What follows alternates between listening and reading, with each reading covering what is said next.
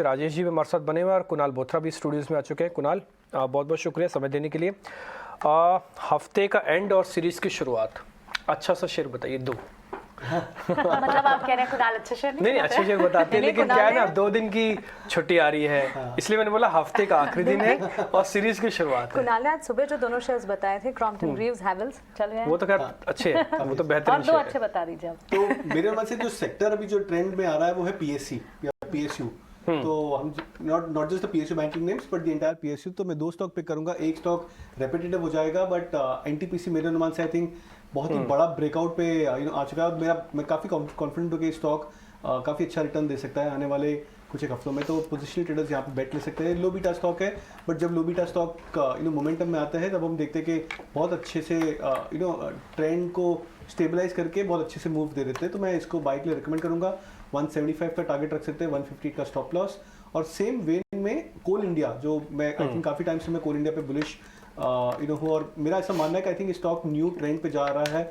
Monthly charts पे पहली बार I think मेरे ख्याल से आई थिंक 2 या 3 साल के बाद हम देख रहे हैं कि शायद ये स्टॉक ने मोमेंटम क्रॉस ओवर दिया है। जो 60 की RSI होती है वो एक लेवल को क्रॉस करके कन्विंसिंगली उसके ऊपर ट्रेड कर रहा है।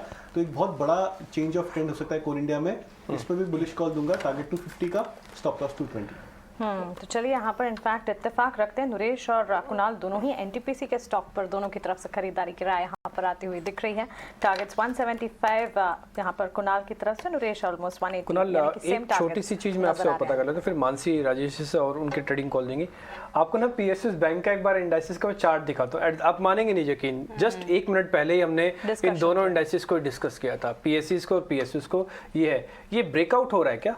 करेक्ट, ये ब्रेकआउट। तो इसका मतलब यह है कि अगला 1 से 1.5 महीना सरकारी कंपनीज पर हम ध्यान रखें, सरकारी बैंकों पर ध्यान रखें।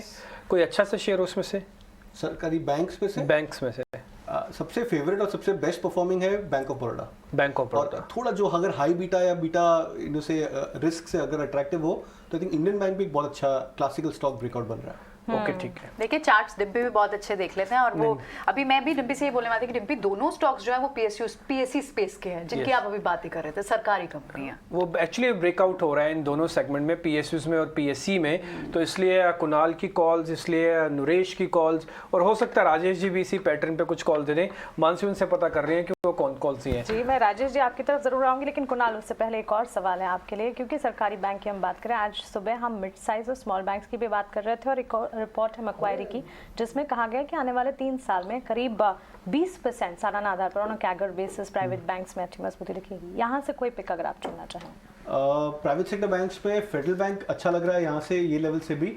बट जो मेरा प्रेफर्ड पिक रहेगा वो IDFC फर्स्ट बैंक और इंडसइंड बैंक रहेगा। मेरे अनुमान से आई थिंक ये स्टॉक ने अभी तक अपनी पोटेंशियल को ब्रेकआउट भी नहीं किया है। पोटेंशियल रीच करना तो अलग ही बात हो जाती है, बट मेरे अनुमान से बहुत सिग्निफिकेंट अपसाइड मिल सकता है इन दोनों स्टॉक्स में।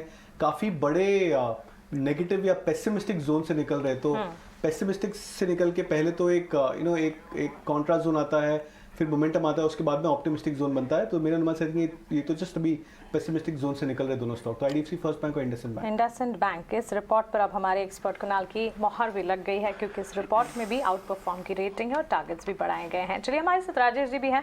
गुड आफ्टरनून राजेश जी, स्वागत है। बताएं ट्रेडिंग पिक्स। इस वक्त एक डिसेंट रेंज में हम देख रहे हैं, नई सीरीज की शुरुआत नजर आ रही है। Good afternoon Mansi, good afternoon everyone. तो देखिए मार्केट में तेजी का ही ट्रेड यहाँ पे रखना है, क्योंकि सेटअप अभी भी यहाँ पे पॉजिटिव है। और जिस तरीके से हम 17,500 17,450 जो 2 लेवल है इंपॉर्टेंट, उसको जब तक होल्ड करेंगे हम बाय ऑन डिप्स की रणनीति रखेंगे। 17,720 के ब्रेकआउट के बाद हमें लगता है कि निफ्टी वापस से 17,900 इवन 18,000 के लेवल को भी क्रॉस करने के लिए वहाँ पे आगे हमें मोमेंटम बनते हुए दिखेगा। पहला स्टॉक है सीमेंट सेक्टर से ग्रासिम पे हम यहाँ पे फोकस करेंगे। स्टॉक में काफ़ी अच्छा मोमेंटम आज बनते हुए दिख रहा है। इवन पूरे सीमेंट स्पेस में ही देखें तो पिछले आधे घंटे में एक अच्छी बाइंग इंटरेस्ट बनते हुए दिखी। ग्रासिम के सेटअप के हिसाब से हमें लगता है कि स्टॉक में जो वीकली सेटअप है ये एक वी शेप रिकवरी यहाँ पे बनते हुए दिख रही है।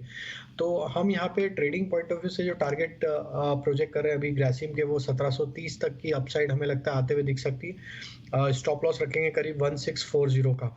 जो दूसरा स्टॉक बाय करना है वो पावर ग्रिड है। ऑलरेडी नरेश जी ने भी उस पर बाय रिकमेंडेशन दिया है, लेकिन जिस तरीके से पावर ग्रिड का सेटअप बनते हुए दिख रहा है और नियर टर्म चार्ट पे आज जो ब्रेकआउट बने हैं स्टॉक में डेली सेटअप पे देखें तो ऑलमोस्ट एक राउंडिंग बॉटम फॉर्मेशन बन के अभी अपने प्रीवियस स्विंग हाई की तरफ बढ़ते हुए दिख रहा है। तो हमें लगता है पावर ग्रिड यहाँ से एक अच्छा अपमूव बनाते हुए दिख सकता है। स्टॉक में हम टारगेट एक्सपेक्ट कर रहे हैं करीब 245 तक के। तीसरा स्टॉक जो बाय करने की सलाह है वो रहेगा L&T। L&T में देखें तो पूरी स्पेस में ये पूरे सेक्टर में ही एक up trend, sustained up trend यहाँ पे बना हुआ है। हमें लगता है जिस तरीके से L&T में आज वापस से एक डिप के बाद वापस बाइंग इंटरेस्ट बनते हुए दिखा है, तो 1900 के ऊपर स्टॉक सस्टेन भी कर रहा है। 3-4 दिन से एक साइडवेज कंसोलिडेशन था। ओवरऑल वीकली सेटअप पे स्टॉक एक बुलिश जोन में ट्रेड कर रहा है। तो हमें लगता है जिस तरीके से पूरे सेक्टर में एक मोमेंटम बना हुआ है तो L&T यहाँ पे बाय करने की सलाह है। 1960-1980 के टारगेट एक्सपेक्ट कर रहे हैं हम। 1890 का स्टॉप लॉस होगा। एक सीमेंट पैक से और साथ ही L&T ग्रासिम यहाँ पर खरीदारी के मौके बनते हुए दिख रहे हैं। 1730 के टारगेट्स राजेश सजा रहे हैं और L&T में लगातार हम देख रहे हैं Uptake, up moves, positive momentum के साथ कामकाज और यहाँ से और तेजी के अनुमान। 1960 का पहला टारगेट, उसके बाद 1980 का दूसरा टारगेट। लेकिन ऑटो